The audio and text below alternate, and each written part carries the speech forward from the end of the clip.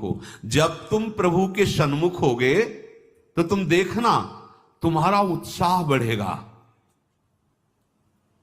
कभी कभी सत्संग में कहते हैं कि अब उस आनंद की उमंगन को कैसे बताएं। ऐसा समझ लो जैसे किसी का ब्याह तय हो गया हो संसारी पुरुष का और उसके मनोनुकूल पत्नी मिल गई हो और वो कितना फूला फूला घूमे, या मां के इकलौते बेटे का ब्याह हो फिर वो कैसे फूली फूली सबका स्वागत आनंद। अब ये कहां परमानंद में प्रभु से उदाहरण बैठेगा, पर वो तो अद्वितीय है, अचिंत्य है। पर ऐसे ही चंद्र शाखा न्याय जैसा कि डाल के एक हाथ ऊपर देखो चंद्रमा दिखाई दे रहा, अद्भुत फूलन, अद्भुत उत्साह। जिस समय भगवत सन्मुख होगे ना, एक ऐसी उन्मत्तता, एक ऐसे आनंद की उमंगन, उसके लिए ललचाओ। जो तुम खोज रहे हो इधर नहीं है, वो इधर है। परमानंद, विज्ञानानंद, क्या क्या भगवान की उस आनंद को महापुरुषों ने सजा करके बहुत सुख में, परमानंद में। निश्चित निश्चित हम कई बार कहा है कि अगर ऐसा कुछ होता तो हम कह जरूर देते, भले हमारी कमी होती कि हमारी कमी के कारण, पर हम कह देते, बस सच्ची कहते हैं। ओ उसी आनंद का ये जितना ये आनंद का जो क्षेत्र माना गया शरीर है, भोग है, इसकी तो दशा ही देख रहे हो। आनंद का स्वरूप प्रभु में। ज्यो ज्यो तुम्हारा प्रभु सन्मुख होकर कदम बढ़ेगा तो तुम्हारे अंदर अद्भुत आनंद, अद्भुत उत्साह, अद्भुत उत्कंठा और एक दिव्य शक्ति। ये भी बात, एक दिव्य शक्ति तुम्हारे अंदर, दैवी संपदा बढ़ने लगेगी, एक अलौकिक शांति रहेगी, दुख सुख में एक समानता का भाव आ जाएगा। कोई भी भोग तुम्हें प्रिय नहीं लगेगा, नहीं खान पान ते भावे है, नहीं कोमल वसन सुहावे है, सब विषय लगे ते खारा है, हरि आशिक का मग न्यारा है। संत जन देखते ही ऐसे लगेंगे जैसे स्नेह संबंधी जन मिलते हैं। अच्छा अच्छा, ऐसे संतों को देखते ही मन नाच पड़ेगा, आज तो हो भाग्य भगवत सन्मुख का, आज तो हो भाग्य, हमें साधु समागम मिला, हमें संत जन मिले। तुम्हारी विलक्षणी एक स्थिति होगी, कोई भी द्वंद्व तुम्हें स्पर्श नहीं कर पाएगा। निराशा, चिंता, भय, विषाद, कामना, वासना, ये सब क्षीण होने लगेंगी। केवल भगवत सन्मुखता। जब तक तुम भगवान की तरफ पीठ किए हो और संसार भोगों की तरफ मुख किए हो तो तुम कुछ भी कर लो, तुम्हें सुख शांति मिलने वाली नहीं। जितना जितना तुम भोग संग्रह, धन वैभव एकत्रित करोगे, उतना ही अशांत और चिंतित और शोकित होते जाओगे। ये महापुरुषों की बात है, देख लो अपने हृदयों को। जितना तुम भोगों की तरफ बढ़ोगे, परिणाम में ये दोष तुम्हारे अंदर आएंगे। जैसे भगवत सन्मुखता, तो कैसे जाने भगवत सन्मुख है? तो बोले जो ही तुम भगवत सन्मुख होगे तो तुम्हारा एक एक क्षण नवीन उत्साह, नवीन उत्कंठा, दिव्य शक्ति और दैवी संपदा, शांति, समता, वैराग्य, प्रेम और संतों को देखकर अपार सुख, ऐसा ये भगवत सन्मुखता का लक्षण। अब यहां बता रहे, चाहे जितना तुम धन वैभव भोग एकत्रित कर लो, भगवत विमुख हो तुम्हें कभी सुख शांति नहीं मिल सकती। भगवत विमुख का लक्षण क्या है? भय, विषाद, चिंता, राग, द्वेष, वैर, अशांति, द्रोह, दंभ, पाखंड, परिग्रह, हिंसा, कामना, वासना, ममता, दुर्गुण, दुर्विचार, भयानक दुख, ये भगवत विमुख के लक्षण है। जो भगवत सन्मुख होता है एक भी उनके हृदय में नहीं होते। ये जांचो जांचो, अंदर जांचो। भगवत विमुक्ता का लक्षण, मूल लक्षण, भोगों में सुख है, इसी में सारे दोष बैठे हुए हैं।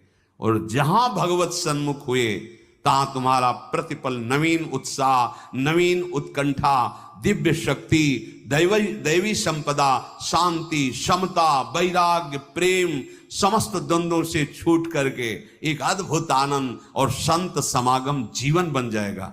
देखो राधा बाबा पूर्ण महापुरुष हैं, कोई उनको जानना थोड़ी साधन साध्य के विषय में, पर आपको ध्यान होगा जब ऋषिकेश में उनके गांठों में बहुत दर्द वात रोग के कारण, तो वो अपने निजी जन से कह रहे थे भाई मुझे सत्संग में पहुंचा दो।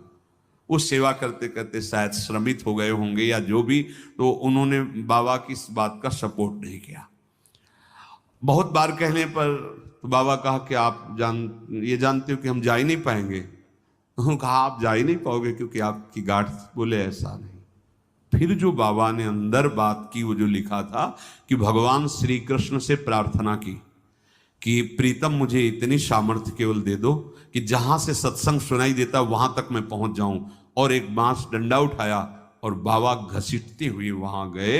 इस बात का बहुत प्रभाव पड़ा हृदय में कि इनको कोई साधन साध्य विषयक अब जानकारी की आवश्यकता नहीं, पूर्ण महापुरुष हैं, संपूर्ण हैं, उनमें कोई भी, लेकिन ऐसे महापुरुष होते हुए सत्संग की इतनी प्रियता, वो देखो लिखा है साधु सम, एकदम आनंदित हो गए कि आज तो मुझे साधु समागम मिला। ये भगवत सन्मुख का लक्षण, विमुख का नहीं, भगवत सन्मुख का लक्षण। तो हम अपने को जबरदस्ती मुख मोड़ना होगा। अगर हम इसी जन्म में परम कल्याण चाहते हैं, इसी जन्म में सुख चाहते हैं, मुख मोड़ना हो। जबरदस्ती शब्द लिखा है, जबरदस्ती मोड़ना, हटो हटो। जैसे है ना कि अब जिस तुम कगार पे खड़े हो, भारी दरार पड़ गई है, जबरदस्ती हटो नहीं तो गिरने वाले हो, धारा में तुम बह जाओगे, डूब जाओगे। ऐसे ही तुम्हारी वही दशा है जैसे हरी हरी घास खा रहा है बकरा और बकरी से सहवास कर रहा है और बड़ा सुख का अनुभव कर रहा है, पर वो कसाईवाड़े में बंद है। वो ये नहीं जान रहा कि अब की नंबर हमारा आ रहा है गड़ासा चलने का, वो नहीं जान पा रहा है। इसी प्रकार आप खान पान, शौक, मौज मस्ती, परिवार, सांसारिक सुख भोग रहे हैं, पर आपको पता नहीं कि काल के कसाईवाड़े में है। मौत का गड़ासा वो बिल्कुल तैयार किए हुए है, बस समय की देरी है, नंबर आपका ही है। सावधान। इसीलिए कह रहे जबरदस्ती भगवत सन्मुख करो अपने मन को, अपने तन को, अपनी वाणी को, अपनी चेष्टा को। कोई उपाय नहीं है बचने का। आपको दिखाई दे रहा क्या है, तो भयभीत कर रहे हैं, आप देख ही नहीं पा रहे हो, भय तो तांडव मचा रहा है। देख लो, ऐसे जरा सी भूमि हुई, हजारों लोग मकान के नीचे दब के मर गए। ऐसे जल में उफान आई, एक लहर आई, प्रांत का प्रांत नष्ट कर दिया। क्या क्या लीलाएं हो रही प्रकृति की, माया की। हमारा भी तो नंबर आएगा ना कोई तो आएगा, काल का रूप, कहीं ना कहीं कोई रोग, कोई घटना, कोई, और हम मस्त हैं जैसे बकरा हरी हरी घास खा रहा है, ऐसा उसको लग रहा है हम बड़े सुखी, ये पता नहीं अगला नंबर हमारा है। तुमको बिना सूचना दिए, बिना राय के तुम्हारी मृत्यु तुम्हारा नाश कर देगी। मृत्यु किसी से राय लेती क्या कि अब हमारी प्रार्थना स्वीकार करें, हम अपना काम शुरू करें, यदि आपकी आज्ञा हो? ऐसा नहीं होता। अगर ऐसा हो तो कोई तैयार नहीं होगा, कोई नहीं तैयार होगा। बिना आपको सूचना दिए, बिना आपकी राय के वो आपका नाश कर देगी मृत्यु। इसलिए वो सहसा आप पर आक्रमण करेगी, उसके पहले आप सावधान हो जाओ। अब वो कब करेगी कुछ पता नहीं है, इसलिए आपको अभी से इसी सेकंड से सावधानी करनी है। क्या? एक एक वृत्ति को कृष्णाकार कर दो, प्रियालाल के चरणों में लगा दो। बुद्धिमान उपासक सावधान, तुम्हारी जन्म के साथ ही मृत्यु पैदा हो चुकी तुम्हारी। कितने अनुभवी महापुरुष कह रहे सावधान, जब तुम्हारा जन्म हुआ था उसी समय तुम्हारी मृत्यु भी पैदा हो गई है। बस तुम्हारे साथ चल रही मृत्यु अवसर देख रही है, समय देख रही, जहां पूरा हुआ वो अपना काम कर देगी। इसलिए प्रतिक्षण तू मृत्यु की दृष्टि में है, शिकार बिल्कुल लक्ष्य पे है।